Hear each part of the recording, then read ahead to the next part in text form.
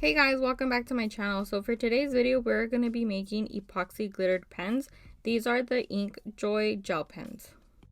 Before you put the pens on these wooden rods, you want to take the pen completely apart, make sure everything is out, and set those aside so you don't lose them.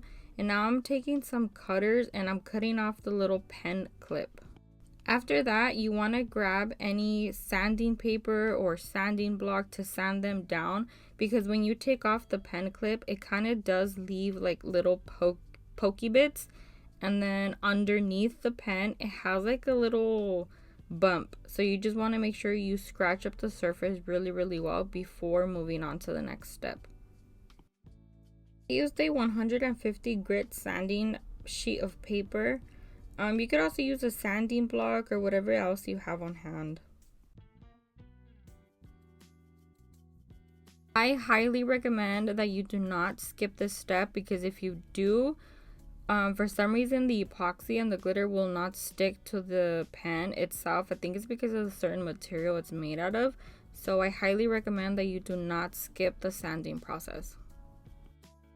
After you're done sanding them, you can either take them to your sink and rinse them out with soap and water, or you could just clean them with alcohol to remove any dust.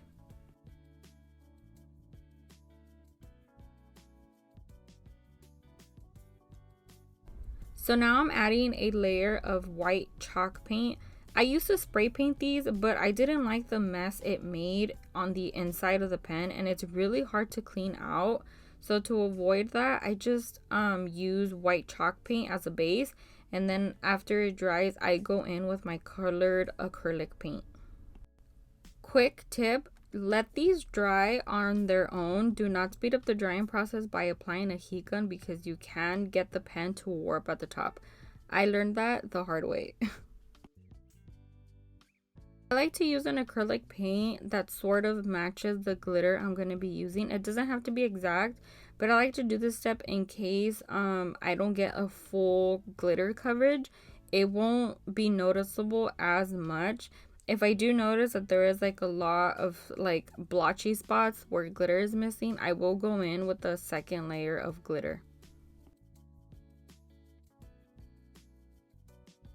I like to do 2 coats of these. It's not necessary, but I like to get the extra coverage, so I always do 2 coats of each. Like I said before, you want to let these dry on their own, because I applied heat to one of the pens I was working on and it warped at the top. I wanted the paint to dry faster, and since the pen is made out of like plastic, it not melted, but it made it like squishy at the top. So avoid any heat whatsoever with these pens. So now I'm adding my glitter. There's several ways you can do this. You could either do UV resin, which is what I'm doing right now, epoxy method, or Mod Podge. For a quicker way to do this, I like to do UV resin, because you just add a very thin layer all around the pen. Make sure you don't miss any spots, and you add your glitter and you cure for 2 to 3 minutes. Once I'm done adding my glitter to the pens, I like to seal my pens, just because I feel like if I don't seal it, it will pull the glitter off of it, because UV resin is good, but the thing about it is, since there's glitter on top of it, sometimes it doesn't fully cure. So I like to leave my pens outside for 20 minutes just to be sure, and then I go in and seal them either with Mod Podge, a thin layer of UV resin, or I like to do epoxy.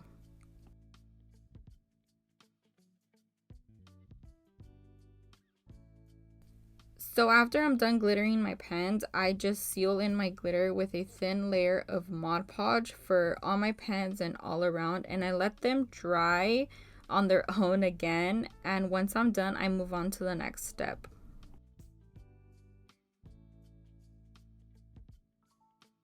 Once I let the Mod Podge dry, I mix 10 mLs of both part A and B for these pens of epoxy, and I just made sure to get a thin, even coat all around my I was gonna say lids, my pens. And once you let that dry overnight and spin overnight, I came back to them the next day, and I'm just cleaning out both ends of the pen, just in case any glitter, Mod Podge, UV resin, or epoxy are stuck in there.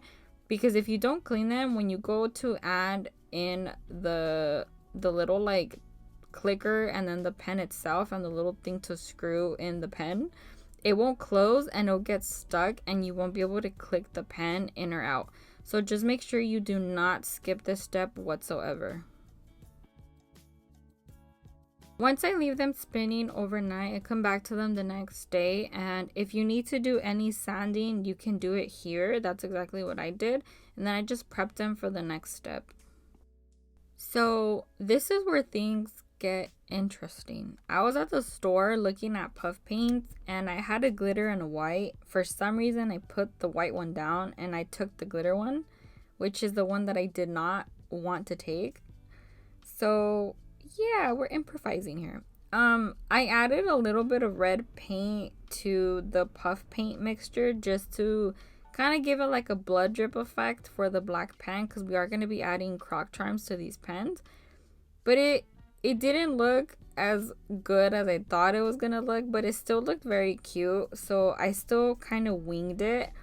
And it wasn't the best idea, but I was already filming this and when I had realized that I grabbed the wrong puff paint. So I kind of just went for it and I added the red paint to the puff paint mixture. I wanted to add this to the black pen to give it like a blood drip effect, but since this did have glitter, it kind of made it a little bit more thick than usual. So I kind of just dabbed it on with a popsicle stick, and then I kind of smacked the pen on my work table just to get it to drip down, and then if I needed to go back with the popsicle stick and fix anything, I did.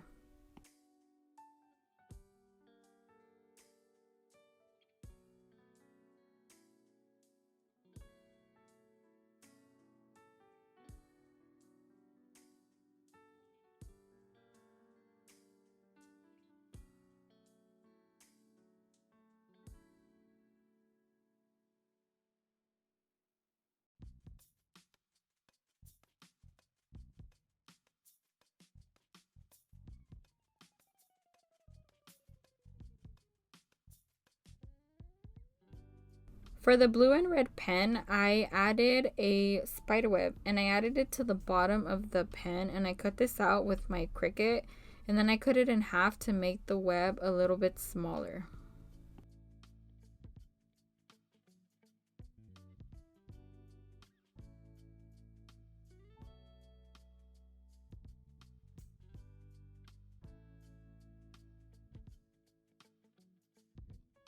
So now we're going to be adding our final coat of epoxy to all these pens, and I mixed 10 mLs of both part A and B because I wanted this coat to be a little thick but not too thick, because then if you make it thick it will make the pen thick, and I don't like the look of thick pens. I don't like thick pens.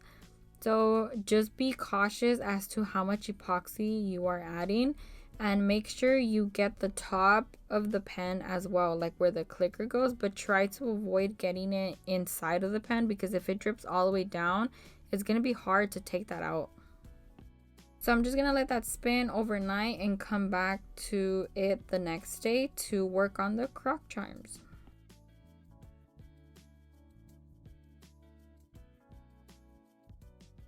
So now for the fun part, we're going to be adding croc charms to these pens. Yes, croc charms. I feel like this is super cute and it gives the pen a different look.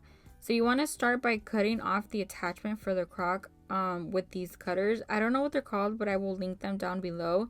And you want to get it as close to the base as you can to get it as flat as you can, so the glue could adhere better onto the pen. For the glue, I'm using E6000. I've tried other glues. I've even tried UV resin, but none of them worked as good as E6000. When you're using this glue, you want to be quick and you want to be cautious as to how much glue you're adding to the back of the croc charm, because you don't want it like spilling out from the pen or the charm, because to get this glue off of that, you can possibly either rip the charm or damage the pen. So just add like a little bit, like a dot of the glue, and just add your charm to your desired area of the pen. I like to do maybe like a 1/2 inch down from where the clicker is, just to give it like a little bit more space at the top.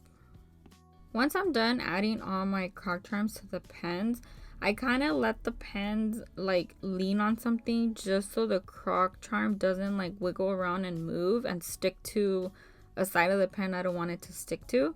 So I also let these dry overnight. So that is it for today's video. I hope you guys enjoyed it. If you aren't subscribed to our channel, go ahead and do that. Hit the notification bell so you're notified whenever we do upload, and go ahead and give this video a thumbs up. Thank you guys again so much for watching.